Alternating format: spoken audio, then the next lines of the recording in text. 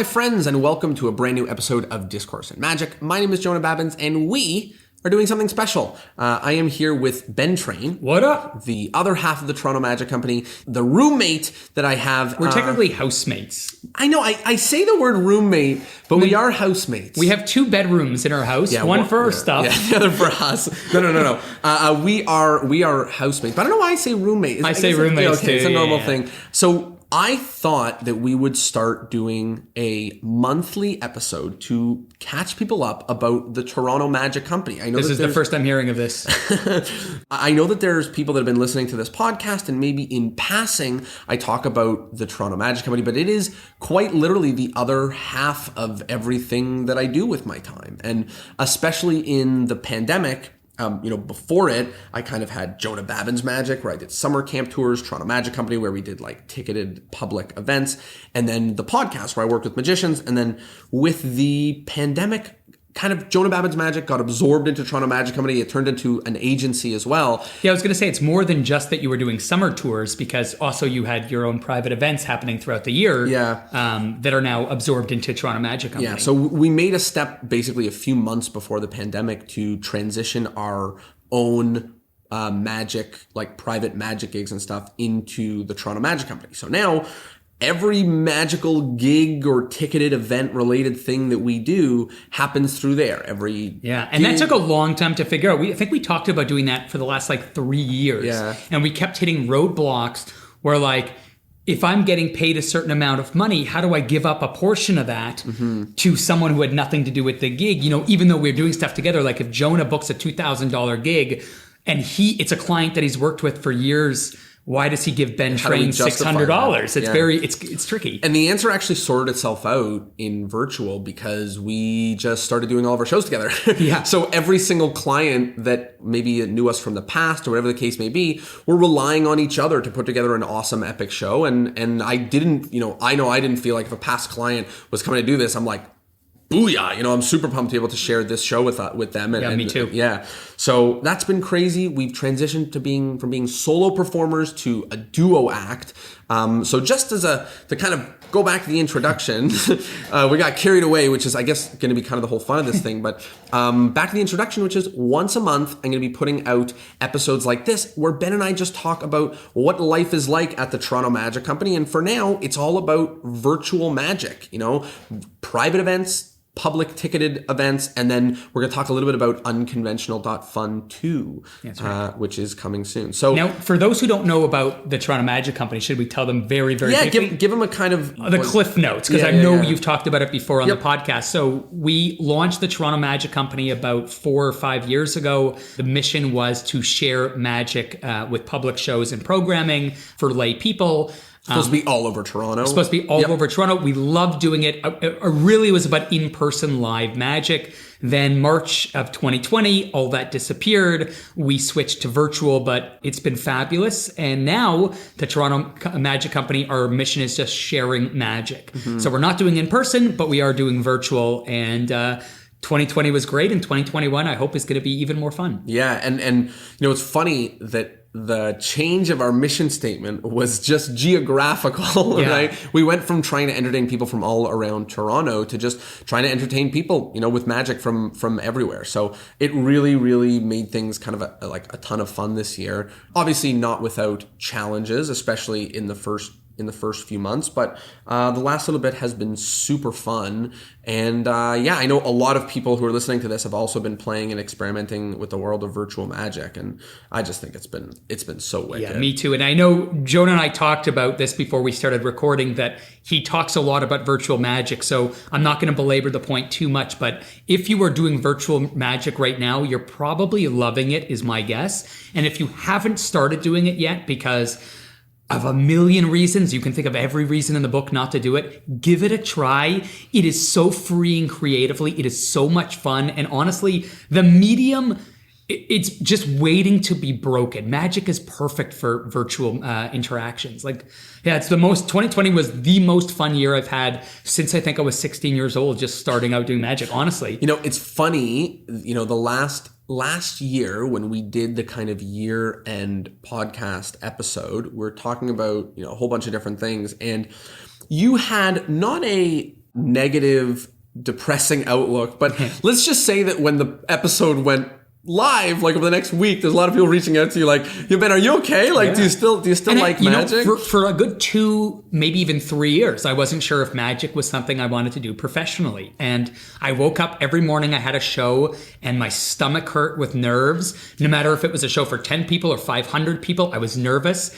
And then I would pack, and I felt like I was going off to war, and then I would have to drive and get there early and set up and put on fake smiles and all this stuff that was like so emotionally and physically draining. And then I'd go on stage and I just, I can't help but compare myself to greats. And I think about the David Copperfields or the Derek Delgadios or the Darren Browns, and I'm like, what am I doing up here? And then virtual changed the way I felt about doing magic.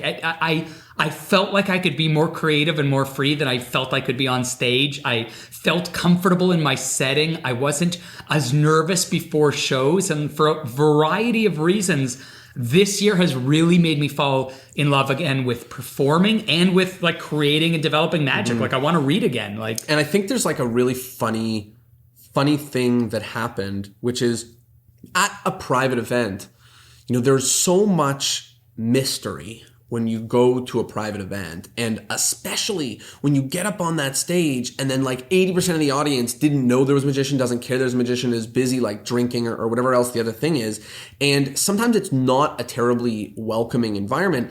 In virtual, I think there's something really special happening, which is whenever people figure out that there's a virtual magic show going on, that is ridiculously exciting. It is a big break from another Zoom meeting, and everyone really needs and wants this thing right now. And I feel like, not that I'm trying to force a card trick down people's throats who didn't know that it was coming, but instead that like I'm actually giving them something that they want right now. I think it's even more than that. I mean, like you said, going on stage and then the audience maybe not being responsive. But like, how many people have gone to a gig before and you show up and instantly you look at the stage and you're like, this is going to be a nightmare. Yeah. There's a dance floor between me and the audience. There's pillars in the middle of the room. The tables are set up with huge centerpieces. It's a long room. Half the seats are facing away from the stage. Like, you just start looking at it and you're like, this is going to be such an uphill battle. And then you do virtual shows and suddenly it's like you've built your own theater. You might have pre-show screens or other things that happen.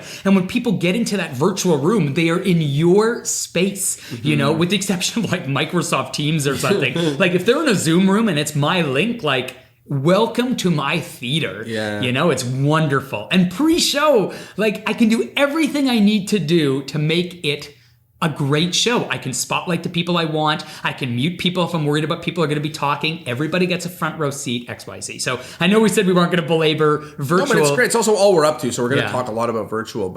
And you can hear, I think, the passion in our voice right now because really it is exciting and fun to do. And I think, to touch on another kind of thing that you said is when virtual happened, all of a sudden I didn't feel lesser than all of these great magicians that existed because like nobody did it, doesn't exist. So all I felt like nobody can tell you that what you're doing sucks because they're probably doing less than you, somebody who is going to say that virtual is not, the virtual magic you're doing is not very good is not somebody who is busy doing virtual magic. So I just felt that I was free. That being said, if you're listening, you probably should step up your virtual magic game. No, but I think part of it is when I'm on stage, I'm so cognizant of me not being all these like suave, high level, whatever. Totally. In virtual, I feel like, and I'm sure other magicians feel this, but I feel like I got an edge on virtual. Like I'm a close-up guy. I love interacting with people in the audience. Like versus I would get on stage and I would think to myself, I like this, but I'm not like, that guy. Yeah. Like a local entertainer who we know who's just like, capital E entertainer. My imposter syndrome, well, it's still here, and I still feel at times when I'm performing like I'm not everything I should be or could be or XYZ.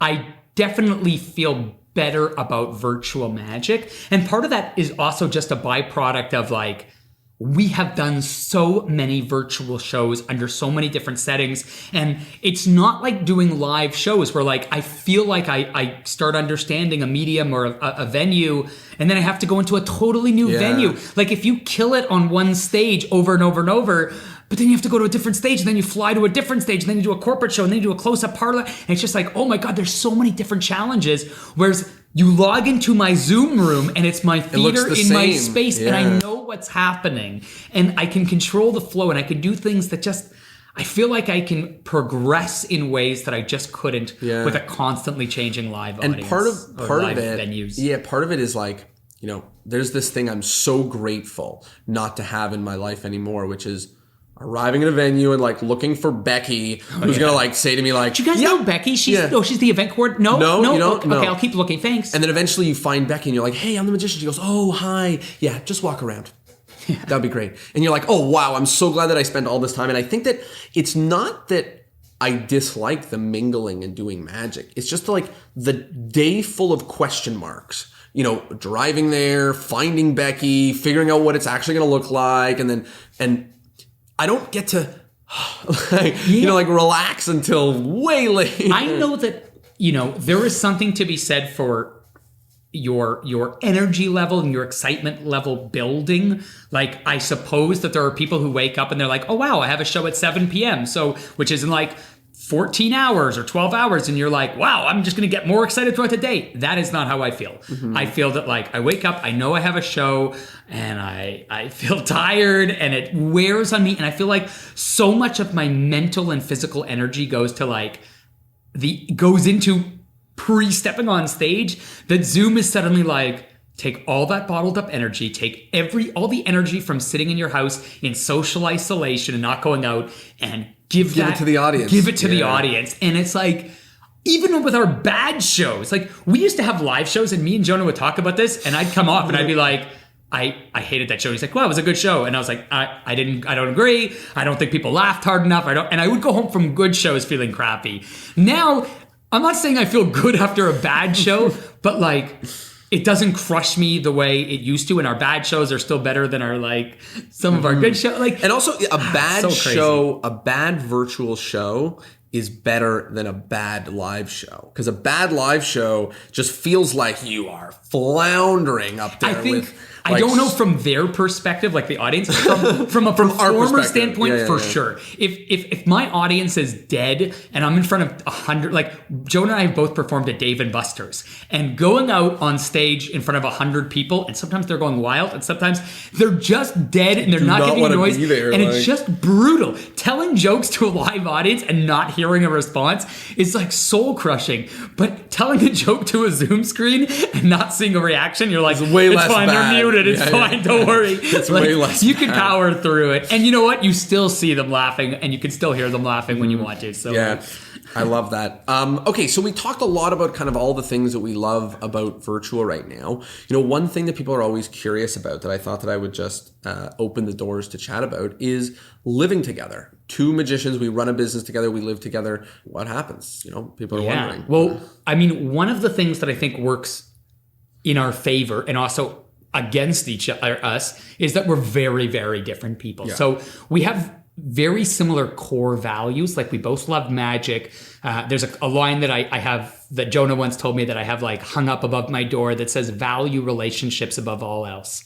So we both have very similar values in terms of like, we want to do good things. We want to interact well with people around us. We want to share magic. We want that to be our business. But the way we go about doing it is very different. Jonah is very type A. He's a schedule guy. He likes, systems and structure. And I am like the classic ADD gifted, procrastinating dingbat. So like, I try to stay out of his hair. I let him do his stuff, and I just have to he keeps me on my toes. I'm sure you'll talk about that. That's one of the challenges with me, that he has to sort of mother me a little bit. But I think we both have very different strengths, and we approach things very differently, but we have similar values. And so as long as we're sort of staying out of each other's hair.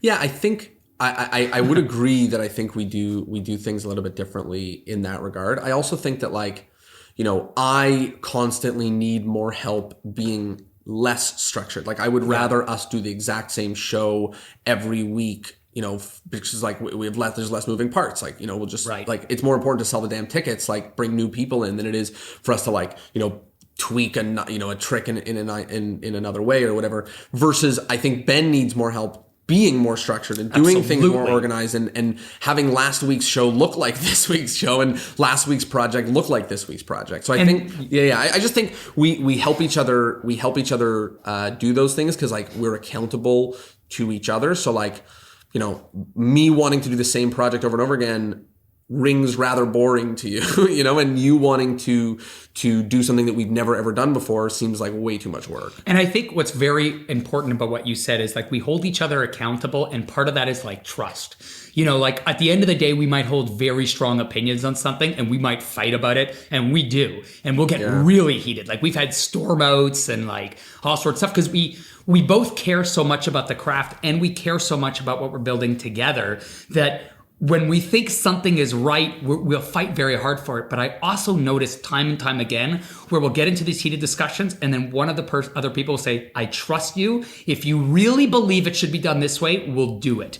And, you know, like there have been times both ways where like, you know, I'll say to you, and it's even happened recently where I was like, you were right about this thing. Like, you know, going forward, I didn't love this approach, but unquestionably it was better than the approach that I took. And we have to learn from that. And I think vice versa, where we both think like, yeah, we push each other, but we trust each other as well. So we're different, but we work together. There's a concept in business, and I'm butchering the quote, but I think it's really cool, which is like, you know, the tie goes to the runner, the tie goes to the action taker, which is like, you know, we can both disagree, but like, okay, take it, do it, you know, and like that, the option that we end up doing is the person who takes the action and does it.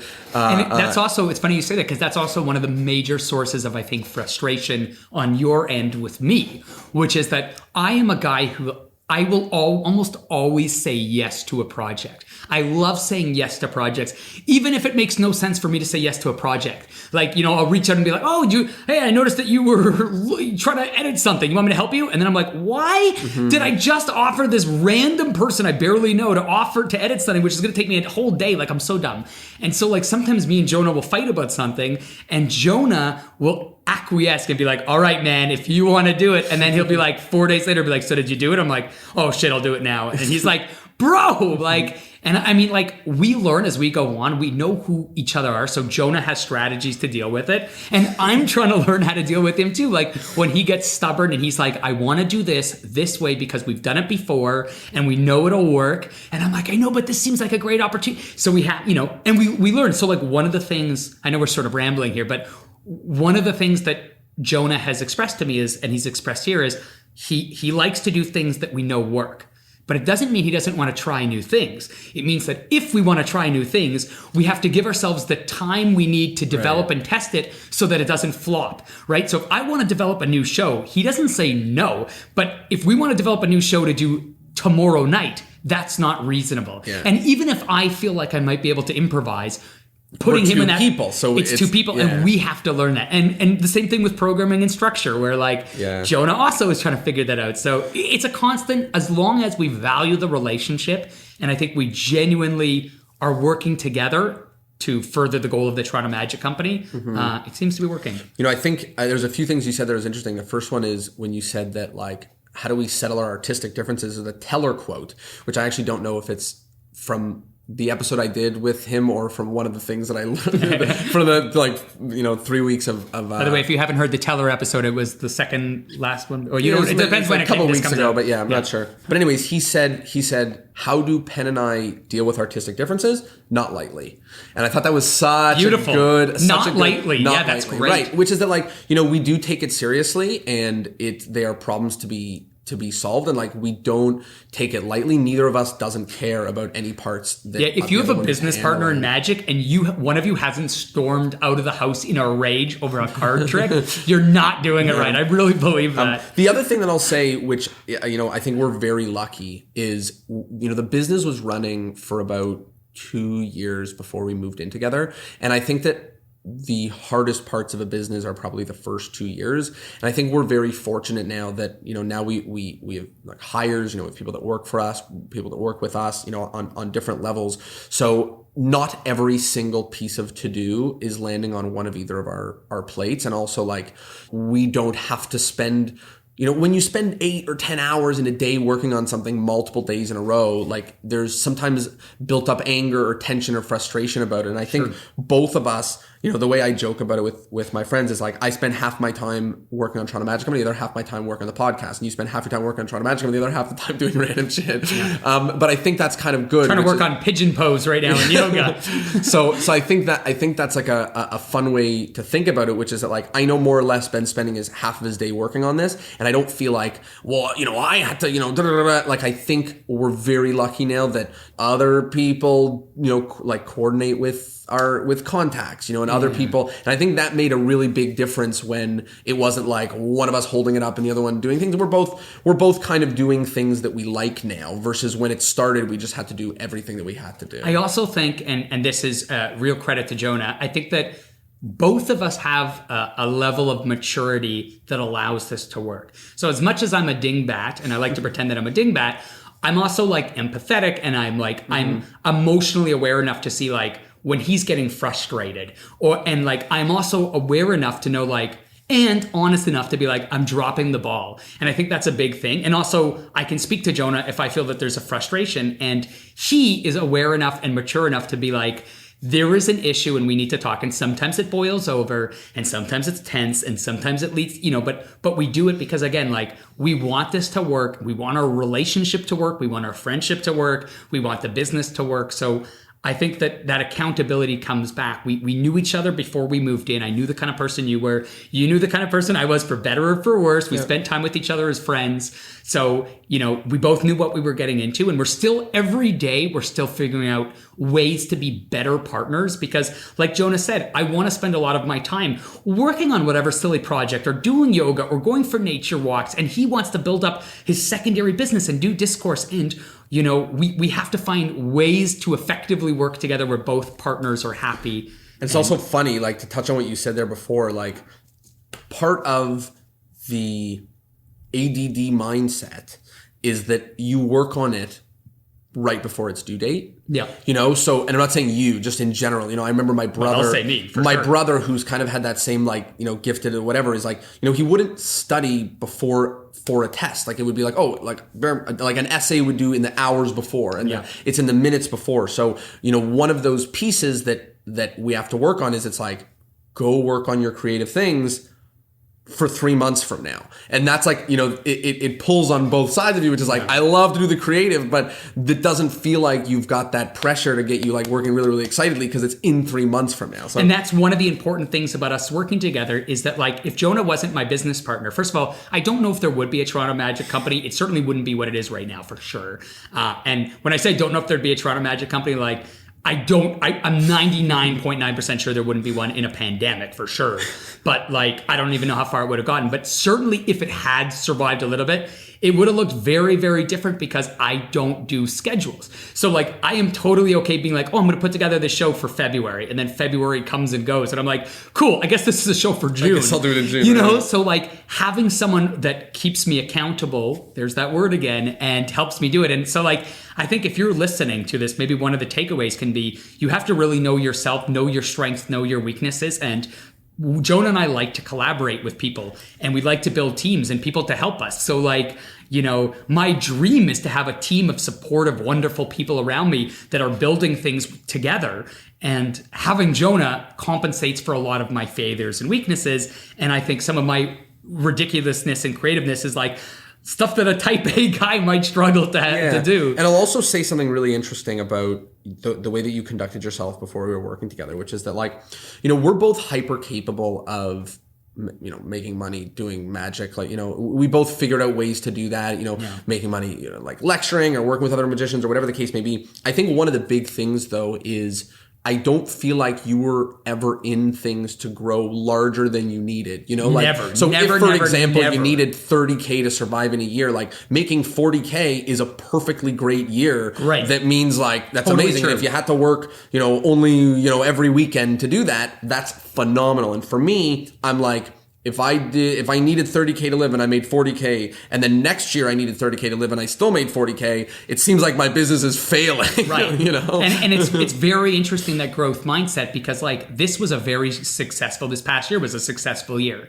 And your goal is to improve on that. Yeah. And mine is like, I don't know, it seems like we did, and it's not that I don't have big aspirations or dreams. It's just that I think about some of my goals very differently. And I think, again, that teamwork of the people pushing together. Like, I was someone, and I remember the look of shock on your face. And now he no longer gets that look, because sadly, so many magicians say the same thing. But he's like, when Jonah first decided he wanted to go pro, he's like, how do you get your gigs, Ben? And I'm like, word of mouth. Oh, yeah. And he's like, okay, but what other avenues do you use to market? What? And I said, no, just word of mouth. I've never spent a penny. I've never put out advertising. Crazy. I've never, and literally, and a lot of, and if you're listening and thinking like, yeah, that makes sense, that's the way you do it. If you're good, you go on stage. If you're really good, 2 or 3 people will hire you. Then from each of those shows, 2 or 3, and if I ever do a show where I don't get a rebooking, I do some more practicing and I work on my show, And that was just the way I lived. And there is no way to grow like that.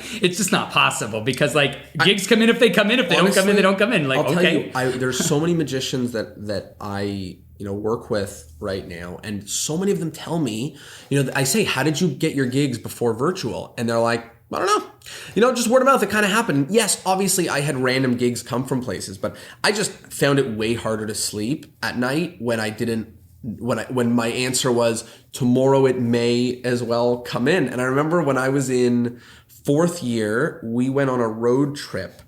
I remember we had pulled off, and I was saying, like, I was in school for math, and it was that moment I was making the decision to kind of be serious about doing magic. And you said to me something along the lines of like, how do you know you'll be able to do it? It's hard, whatever it is. And then I said, like, if I give the same amount of effort that I'm giving right now to a math degree... I remember you saying this. If I give the same amount of effort to a math degree to booking magic gigs, it can't not work. Like, it's impossible. I know, it's crazy for to it think to about. not work. Like, because, like, I just Google what to do, and then I do it, and then if it doesn't work, I either tweak it or I try another thing. And I'm like, if I've got a year to try to get this to work, it can't not work. I just think there's so many magicians who are not good magicians who are working full time because they put the time and effort into it. And then I hear magicians who are pretty good, and they're like, what do you do for work? And they're like, I don't know, nothing. It just comes in. And imagine if those magicians who were good at magic also put the work into getting the gigs. And it was those are the guys, by the way, that everybody at the Magic Club looks up to, because they're making 6 figures plus a year, and they're touring and doing all this stuff, because not only are they talented, they also put in the hard work.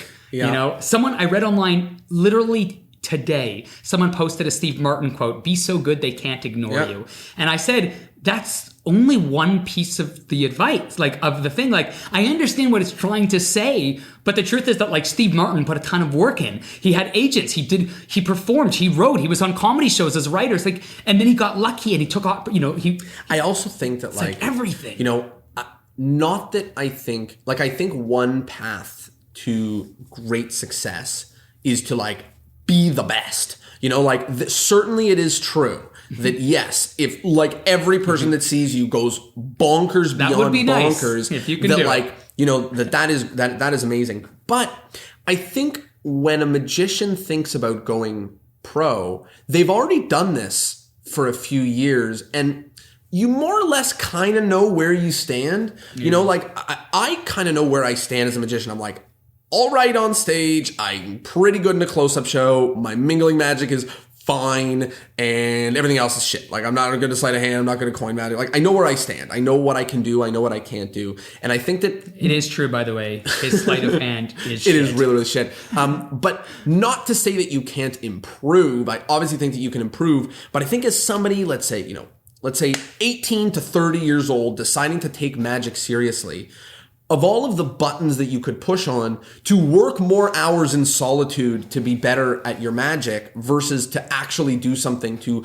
build a connection and a relationship, it's a no-brainer to me which of those 2 things is actually going to it also depends on what your objective is. I mean, if you're someone who considers themselves an artist more than a performer, and all you want to do is practice nuanced sleight of hand and go through, expert card technique or one of the Marlowe tomes and practice those shuffles. There is something beautiful about that, and they're not mutually exclusive. But that doesn't get you repeated gigs. That doesn't get you in front of new clients. That doesn't build your business the same way that marketing and advertising. And it's frustrating because Nate Kranzo said something really interesting to me, which is he's like, you walk around the magic convention and you see all these magicians, like, you know, with their fingers in these places trying to do this crazy stuff. And then you give an actual entertainer an invisible deck, and you just blow every single one of those people out of the water. They do not stand a chance with any piece of, you know, pull through shuffles or just anything else like that. And I think for me personally, I had a weird kind of realization, which is why I'm not still doing crazy sleight of hand with my time, which is, yes, I used to, when I was a teen or whatever, spend hours bottom dealing and like learning how to do that stuff and working on my pass and all of that stuff. Like I spent hours doing that, and then literally it didn't even remotely almost even come close to mattering in the actual world of entertainment. Like 7 years working through the Carl Full shuffle notes. Yeah. I did the Marlowe notes, the Vernon daily. I got the 40 books when they came out to work on shuffle stuff. All my shuffle work has ever gotten me is like a nod from like a David Ben or a Jay sitting in like, oh, okay, look, that's pretty good. You put some work into that. Like, you know, and also, I'm being a little facetious. Fulfillment, yeah, the joy of it, of course. But I just like... But that definitely changed. The fulfillment I got out of practicing sleight of hand, and not to pretend I was ever phenomenal. I was not. I mean, like, I've seen some phenomenal guys, but I was okay. I was pretty good at one point, and like, I got a lot of satisfaction out of it. But like, then I realized it's like practicing a basketball move and then going and playing a game and not being able to score, and you realize like, you could keep practicing these funky moves, but like maybe better to practice like the 3 or 4 things you need to do to score or defend. Sure. And that's how I feel about performing now, is I'm like, as cool as it would be to put the time and effort into developing like a new bottom, if I'm going to put the weeks, the months, the years into that, I'd rather develop a gorgeous stuff I can show to people. Piece. Yeah, stuff I can actually show to people. And you know, talking about stand-up, like, it never requires the technical ability that Close-Up did, which means that, like, I mean, obviously not never, but like, you know, it doesn't require it. You can use it, and there's great reasons to do it, but there's also for stage, there's often better options. So what just ends up happening is, if I'm working on a trick for stage or for virtual or whatever, most of the conversations are not about method, technique, finger position, anything. So I think that kind of combination is what led me to, as time and time goes on, to just be so much more focused on the business and the marketing and so much less focused on like actual tricks, or moves or mechanics or whatever. Like, I don't think the last time I bought a download for a move. But that being said, like, you know, I find with you and myself, like, part of our passion for working on the subtlety and the technique and other stuff comes from routines we're doing in our show. Like the Chop Cup, where you're looking into using a brand new method. Axel Hecklaus. Yeah. And working on new techniques and other stuff, because like, it's a trick that you're doing. It has a purpose. It's not, you're not doing it for your own fulfillment and like, you know, because if you're just working on a hard move for its own fulfillment, there's like almost infinite moves. Clip shift, DPS, like go crazy, go wild, do whatever you need to do. But if you're working on something with like goal of like, I want to share this with lay people and create an experience that feels unique and special and magical and build up my show and do all these things, like, I don't know, I get more satisfaction out of working on those. For sure. And but also like, again, yeah. And but we're not telling you what to enjoy or what to we're also just talking from the perspective of two virtual performers, you know, who this is what we do. This is what we're hacking away at. Before we wrap this episode, I want to talk about one other thing. You know, we were talking about crazy wild projects, you know, your ADD projects and my typing. I'm working on a deck of cards and I'm writing a children's book right now. For the last 2 years. So one of the projects that we in a wallet did, I have a video to show you. It's called like the official ADD test. Have you seen this? No. It's so good. It's just this guy like saying different things and saying, give yourself a point. So he's like, if you get bored when other people are talking, but your stories are also boring, give yourself a point. And like, you know, if you have every object on it, give yourself a point. And then like later on in the video, he does things like, he's like, if you switch tabs away from this and zoned out and then came back to the video, give yourself another point. It's just so funny. He's like, that's to me. Yeah. He's like, for the number of projects that you took on in this year, give yourself 2 points each. Just really, really good. But anyways, what I was saying is that one of the first, or one, an example of a wild, crazy project that we did that did pan out was our unconventional virtual magic convention. Oh, yeah. It happened 5 months ago. It was September 27th. September 27th. October, November, so, December. Yeah, But October, 4 November, months. December. 4 months. Yeah, 4 months ago. And we did a virtual 8-bit magic convention. We basically found a beautiful platform that we could host a convention on. And then Ben was like, let's do this. Let's host a convention. And again, it's one of those things where I'm like, this is crazy. I'm super scared about this. But as long as we give ourselves... Were you... I'm trying to think... I think you were on board for that one. I think you were nervous about the build and other stuff, and certainly as we got closer to the schedule, and I hadn't finished all the like numerous things I said I was going to do.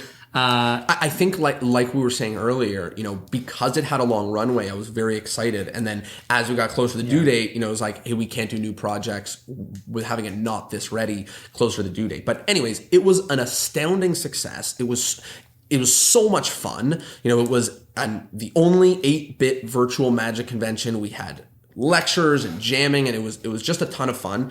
And we hinted at it that we were going to think about doing a second one. And we're basically going to right now announce that Unconventional 2 is happening. Welcome to Magic Land. Woo, yeah. So what can I say without giving away too much? Because I do want to keep it a little bit. Well, maybe just explain. I guess this is what it is, but this is going to come out after we've launched. After the teasers come out. Yeah. So people will know. Maybe explain kind of, maybe for anybody who wasn't at Unconventional, just explain what a virtual 8-bit magic convention is, and then how Magic Land is going to be different than a convention. So if you've never been to a magic convention, like an in-person one before, they're amazing. It's usually a big hotel filled with 300, 400 magicians. They come for lectures, they come for shows, there's dealers' tables, and you basically hang out. You hang out in the lobby, showing tricks, learning tricks, watching tricks, meeting new friends, seeing old ones, and it's a super fun experience. Obviously, in March, when the pandemic hit, we weren't able to do in-person events, and that included conventions. So a lot of these conventions shut down, and Jonah and I, as well as a lot of magicians we knew, were jonesing, trying to figure out, is there something we can do to put together a virtual convention? And people did try to do them online with Zooms and other stuff. And one of the biggest challenges, or one of the things missing, I felt, was the jamming component, which anybody who's been to a convention before will tell you is one of the best parts. In between lectures or events, people hang out in the lobby. It's where you get a chance to share and do stuff. So we didn't want to just host lectures online on Zoom. We wanted there to be a real convention experience. So we built Unconventional.fun, which was an 8-bit world designed to look like a video game hotel. And when you log in, you pick a character, you walk around with your 8-bit figure, and you also have your camera and your microphone. So when you see other people, you can see them, they can see you, you can talk to each other, and you can go see lectures, and you can go see dealers' And what tables. we did, just to kind of interject on this, is we took the classic magic convention and we transported it to a virtual 8-bit world. So still mingling, still jamming, still lectures, still hanging out. Still dealers' tables, still hospitality suites. Still late night, till 2 o'clock in the morning, people just jamming out on random magic. And that was epic. But, or rather, the thing that makes this different is when we did the last one, we said, we're going to do a magic convention that we custom built. And then we built it to look like a hotel. And we're like, if we're going to custom build we're as creative as all those magicians who took Bill and Lemon and turned it to Bill and Line. Right, exactly. So, oh man, we can do anything. Let's build a virtual convention lobby. It's like you can you can custom build any world that you want, and we built a hotel lobby. So it was fun. It was epic for jamming. But I think this year, or not this year, I guess it is this year. 2021. This year we thought, what if we actually did something that has never ever been done for a magic convention before? So we built Magic Land. It is an entire amusement theme or a magic themed virtual amusement park. So I purposely don't want to give away too much stuff, but imagine if you got to go to Disneyland and instead of it being Mickey Mouse and Donald, it was magic and Houdini and cards and other fun stuff. So we put together this virtual world. Unlike the previous one, there's going to be more interactivity, more areas. The first one we did sort of as a test and a fun thing to give back to the community and learn. That's part of the reason we kept it to look like a traditional online convention, because it was sort of novel. But now that we've done that, now we get to start pushing and seeing what cool stuff can we do to give people an experience that you simply cannot get in person unless you were to build an actual magic themed amusement park. So I don't know exactly when this episode is coming out. It's probably in a week or 2 weeks from we're recording, but it's going to be in the first week of February or 2 weeks of February.